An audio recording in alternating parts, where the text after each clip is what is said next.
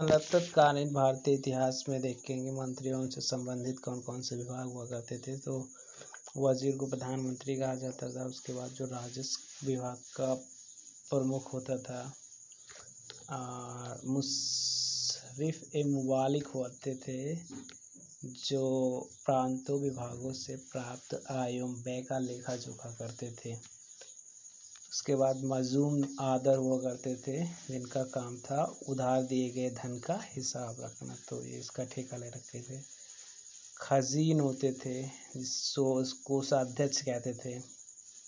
आरिज मुमालिक होते थे, जो सैन्य विभाग का प्रमुख अधिकारी होते थे, जिससे यहाँ पे इंडिया में चीफ ऑफ स्टाफ होते हैं, CDS कहते हैं, वहाँ पे आजिज मुमालिक होते थे। उसके बाद एक होता था पद, जिसे कहते हैं सद्र उस सुदूर, जिसका काम होता था धर्म एवं दान विभागों का प्रमुख होना। नमस्कार दोस्तों, आपका बी नोट्स पे स्वागत है। तो आज हम पढ़ेंगे चीनी क्रांति और इससे रिलेटेड कुछ फैक्ट्स पढ़ेंगे। तो हमें मालूम होना चाहिए कि मंचू राजवंश का जो पतन जब चालू हुआ था, क्योंकि चाइना में इससे पहले मंचू राजवंश का साम्राज्य हुआ करता था। उसी के पतन के बाद मंचू राजवंश के पतन के बाद 1911 ईस्वी में चीनी क्रांति की शुरुआत होती है। और 1911 ईस्वी में चीनी क्रांति का जो नायक था वो सन्यास सेन हुआ करता था। और सन्यास सेन ने तुंगमुंग दल की स्थापना की, जो कि 1905 ईस्वी में किया गया था, और जिसका जो उद्देश्य था चीन में मंचू शासन का अंत होना था, और जिसकी वजह से किया था। और इसको लीड कौन कर रहा था? सन्यास सेन। और सन्यास सेन को अपनी सरकार का अध्यक्ष चुना गया, क्योंकि जिस शासन का जब अंत हुआ तो नई सरकार का गठन होता है, जिसके बाद सन्यास सेन को नई सरकार का अध्यक्ष चुना जाता है। और ये तारीख होती है 29 दिसंबर 1911 में।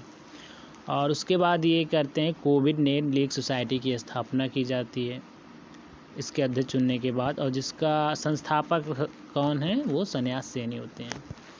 और क्रांति के बाद गणतंत्र शासन पद्धति की स्थापना होती है। तो 1911 में क्रांति होती है, उसके बाद ये स्थापना होती है।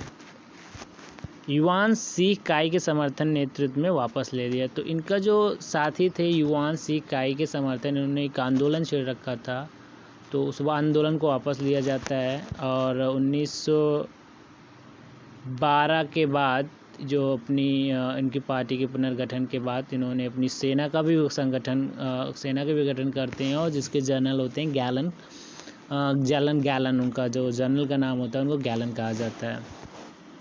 और ये 3 सिद्धांत को फॉलो करते थे, जिसमें पहला था राष्ट्रवाद। मतलब ऐसा मानते थे कि इनके लिए राष्ट्र ही सब कुछ है, या राष्ट्र को सर्वोपरि करते हैं। आजकल तो राष्ट्रवाद, नेशनलिज्म जो है पूरे चरम पे है, इंडिया में भी। और उसके बाद ये लोकतंत्र को मानते थे कि हम चाइना में भी लोकतंत्रवाद रहेगा। आजकल तो बहुत दूसरे तरीके का लोकतंत्रवाद मिलता है चाइना में। और सामाजिक न्याय पे ज़्यादा फोकस किया जाता है। सामाजिक न्याय का मतलब सभी को बराबर प्रकार की अपॉर्चुनिटी हर एक जगह पे देते। और जो इसके बाद सन्यास सेन जो थे, जो कि फाउंडर थे इस पार्टी के, और इनको सन्यास सेन जो थे चीन का राष्ट्रपिता कहा जाता है। आज भी सन्यास सेन को आज के जो वहाँ का लोकतंत्र है जो मानते हैं, उनके राष्ट्रपिता कहा जाता है।